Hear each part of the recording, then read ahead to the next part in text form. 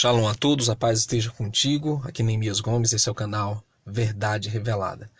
Eu tenho 10 questionamentos para fazer ao sistema evangélico como um todo.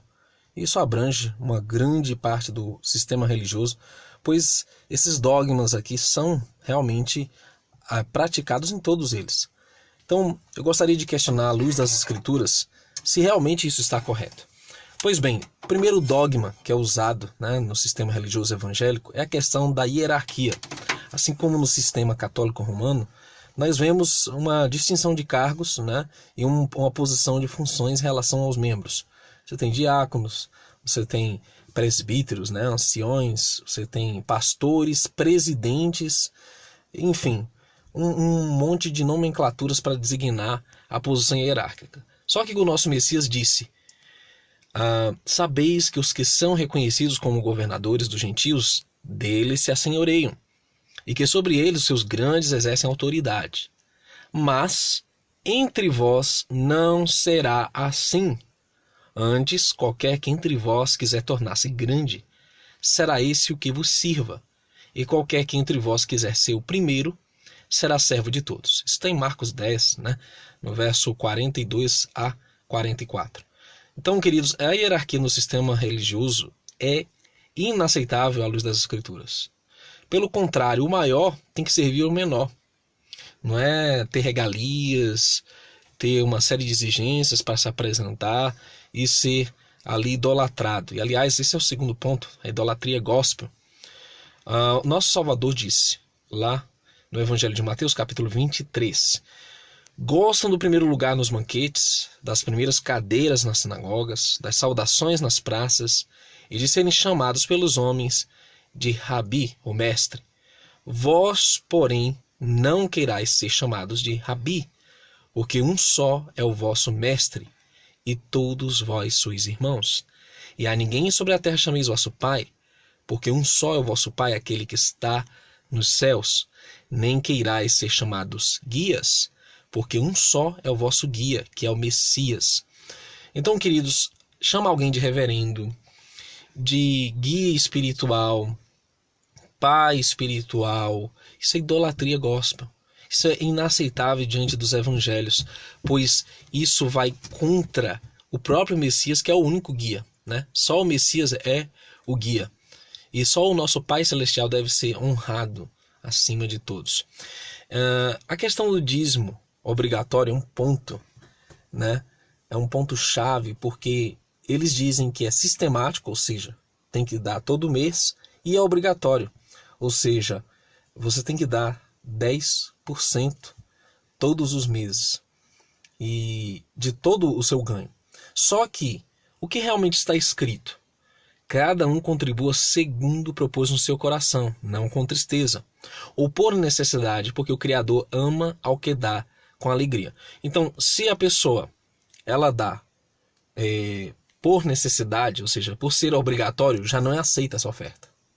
E se ela dá com tristeza, porque é obrigada, também não é aceita. E aqui, mais adiante, diz o seguinte, e eles não leem o verso 9, conforme está escrito: espalhou, deu aos pobres, a sua justiça permanece para sempre. 2 Coríntios 9, verso 7 ao 9. O verso 9 é totalmente eliminado nas apresentações dos púlpitos dos templos, porque exatamente diz que o fim da oferta, ou dízimo, seja lá o que você queira chamar, é o pobre, é o necessitado. Se o pastor for um necessitado, aí tudo bem. Agora, se for um Edir Macedo, R.R. Soares, que não precisam, aí você estará fazendo o contrário que a Escritura diz, que é dar aos pobres. Era assim no sistema do Antigo Testamento. O levita dava para o órfão, para a viúva e para o estrangeiro, os mais necessitados, aquele dízimo que era levado lá para o templo.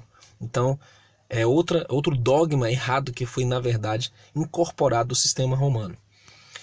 Instituições financeiras e placas de templos.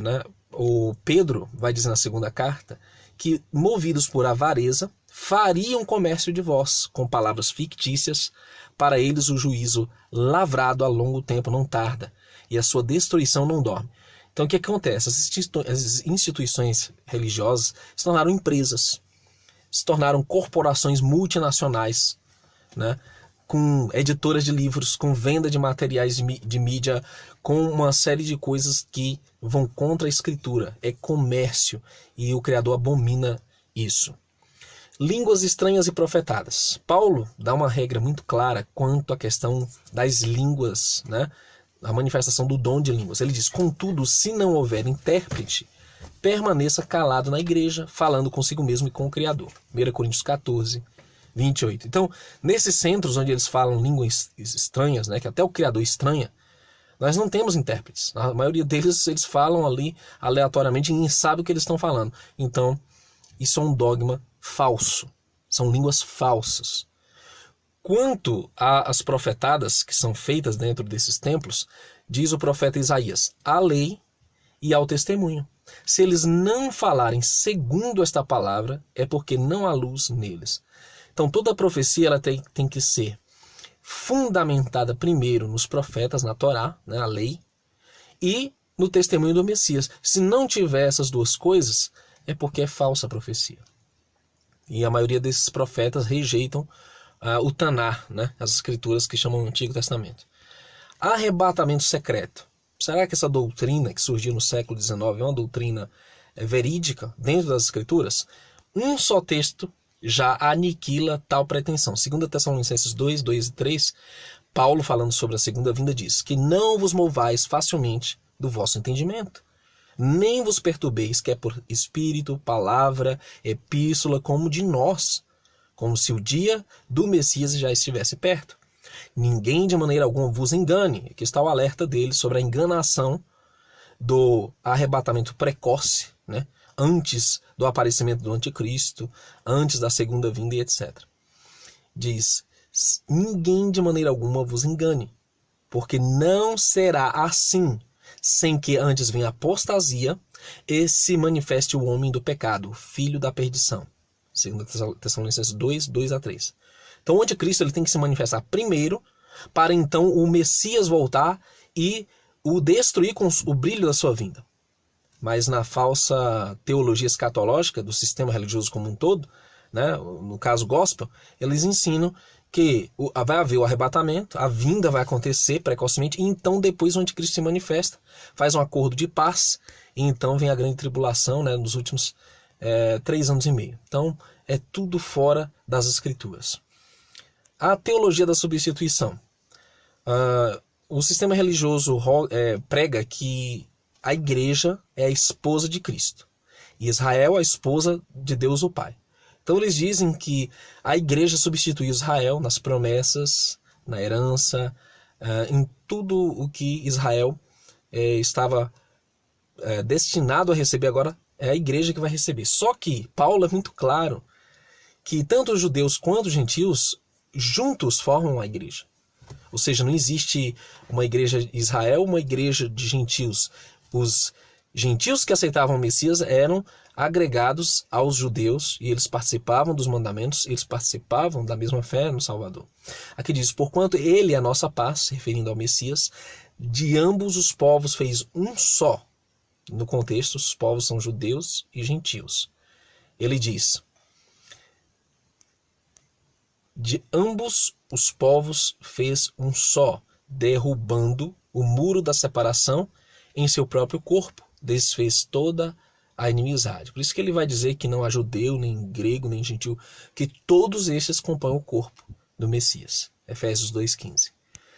Bom, muitos falam dos desigrejados, aqueles que deixaram de frequentar os templos evangélicos em específico, que estão perdidos porque estão fora da igreja, porque eles têm que congregar, afinal de contas, a salvação, ela está no templo. Você tem que congregar, tem que ir ao templo para se salvar. Isso está incutido em todos os discursos anti-desigrejados. Só que a Bíblia é muito clara, em Atos 4:12, e em nenhum outro há salvação. Porquanto também debaixo do céu nenhum outro nome há dado entre os homens pelo qual devamos ser salvos. Atos 4:12. Então não importa o templo, a Igreja dos Santos dos últimos dias, a universal, a mundial, não importa. Só no Messias há salvação. Onde estão 2 ou 3 reunidos no nome dele, Lá ele se faz presente. Então você não precisa dos templos dos homens para se salvar. A questão da abolição do Antigo Testamento, e vários teólogos evangélicos, proeminentes e líderes religiosos afirmam: porque o Antigo Testamento não é compêndio doutrinário para a igreja. Só que nosso Salvador deixou claro por diversas vezes: examinai as Escrituras, porque vós cuidais ter nelas a vida eterna, e são elas que de mim testificam. João 5,39. As Escrituras aqui é o Taná. Não existia Novo Testamento quando o Messias proferiu essas palavras. Paulo vai dizer a Timóteo que toda a Escritura é útil, é apta, né, para instruir, corrigir, redarguir em toda justiça, para toda boa obra. Então, toda a Escritura. Não se pode tirar uma linha, nem acrescentar, nem diminuir das Escrituras. E a questão da guarda dos domingos e festas, que foi incorporada da tradição romana, está presente nos templos religiosos, né, no sistema evangélico. Se guardam domingo, se guardam a falsa Páscoa na data errada, na data romana, se guarda Dia dos Mortos, se guarda Natal, Ano Novo. Só que as Escrituras afirmam que unicamente os meus sábados devem ser santificados, e eles servirão de sinal futuro, os últimos tempos, entre mim e vós, diz o Criador, para que saibais que eu sou Yahweh, o vosso Criador. Então, queridos, você tem que sair dessa Babilônia. Você não pode estar cumprindo dogmas que são contrários às Escrituras, ainda mais nesses tempos finais, onde nós vemos uma total apostasia predita por Paulo por parte desse sistema evangélico.